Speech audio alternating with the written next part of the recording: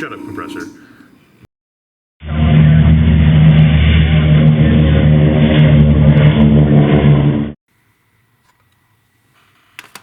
Okay, it's time for some happy fun gloss.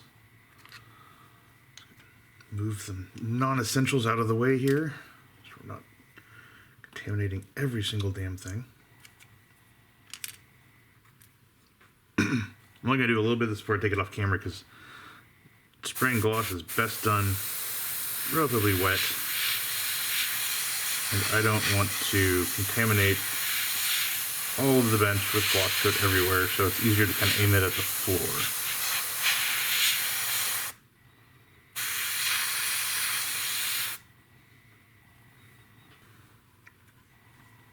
So now the old trick of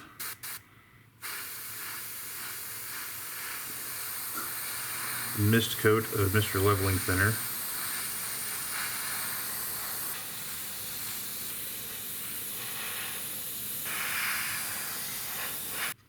Okay, so now that I've got all of these parts nice and shiny enough to do the job, there are a few little bits that I missed. So for the tail gunner station, we've got the shield and the post for the twin machine guns. And we've got the forward-facing side of the cockpit bulkhead. So this is essentially the back wall of the bombardier station. So instead of priming and glossing all over again, I am going to be using a tiny little amount of Guns GX2, which is the glossiest black I have ever sprayed, and which seems to be happiest over bare plastic, which is what all of that is. So I've already loaded a little bit into an ink cup.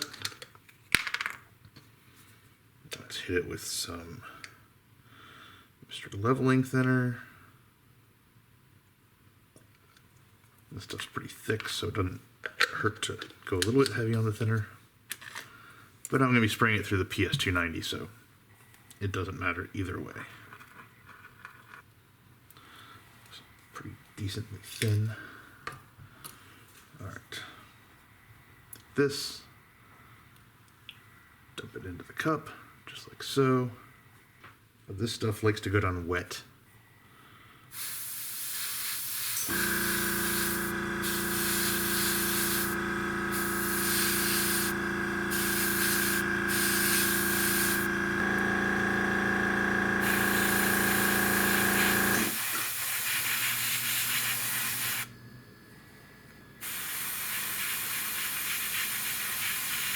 But it's going to be hidden by a lot of things, namely the entire aircraft, so, Alright, now the big boy.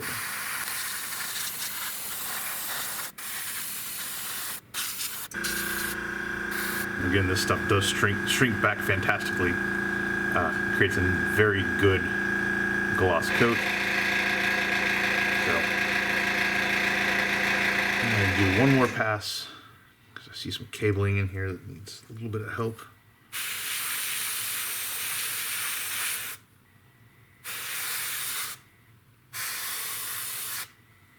Alright. Now that the utility glossing is done, instead of using up my precious K colors or MRP metallics, I think I'm going to go ahead and give this AK Extreme Metal a try. I've heard it praised by several people, and I've just never quite given it a go, mainly because it's an enamel, which kind of freaks me out, but from what I've heard, it's a very quick curing enamel. It's very hardy to subsequent washes and things like that, so we shall see. For this initial trial, I'm loading it into my smaller workhorse, my Guns PS267. All right.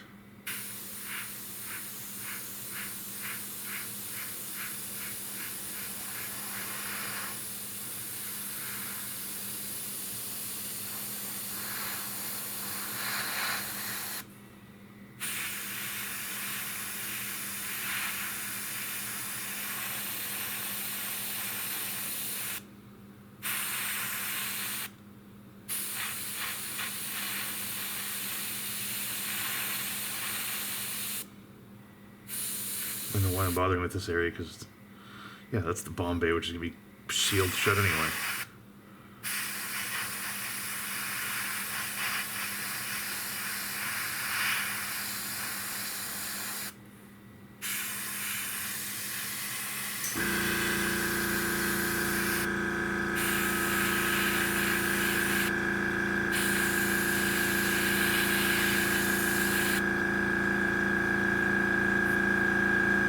I think that'll do.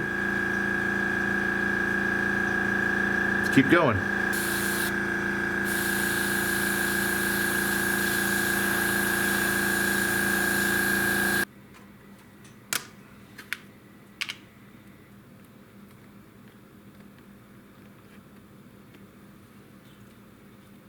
All right, so I'm going to zoom out just a little bit.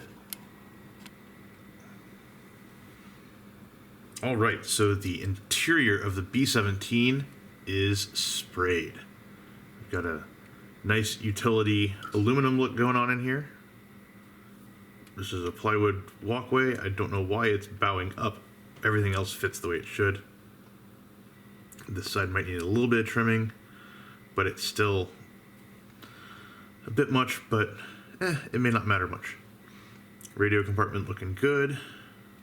Cockpit looking like the cockpit, and the bombardier station up here. Now, HK was an asshole and put the part number and the company logo right there. I'm really hoping there's a box that goes there or something else that will cover it up, because that's just a dick move. Now, before I wrap for this session, let's go ahead and do a quick test fit of all this stuff.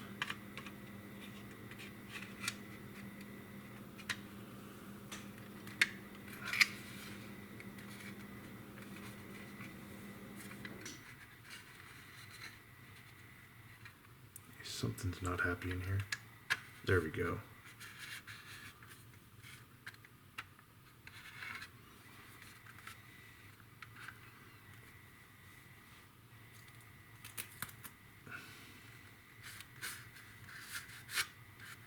This is all, again, super loose test fitting BS, but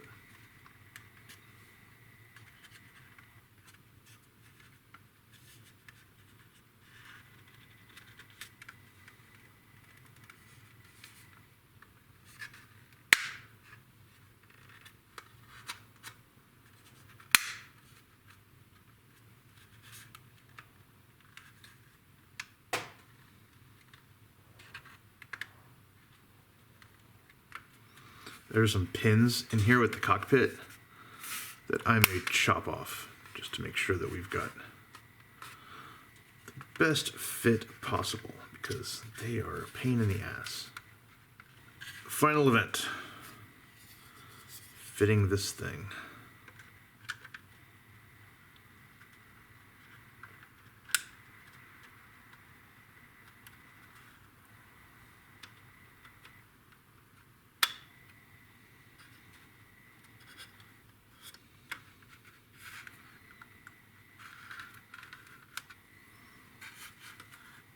It is a bit rickety, to be sure, but once you start gluing everything down, it'll all work nicely.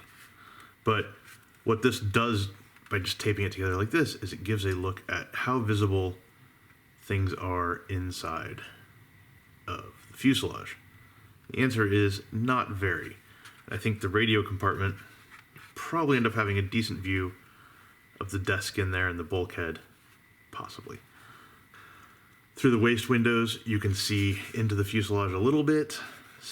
That door is pretty useless. Back here through the tail. I mean, I guess if you get edge on, you get that view, which is okay. But there's going to be the tail there, and the tail gunner station, guns, and all that stuff.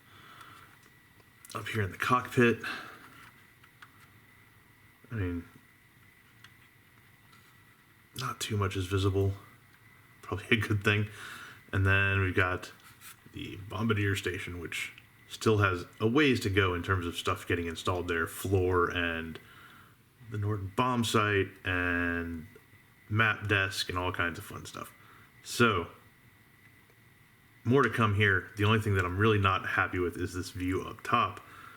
But that's going to be a thing we'll face when we face it. So, that is, I'm going to call a wrap on the first session with the B-17, and we'll pick back up with doing the wood grain on the interior and adding all the details. So keep watching and check you later.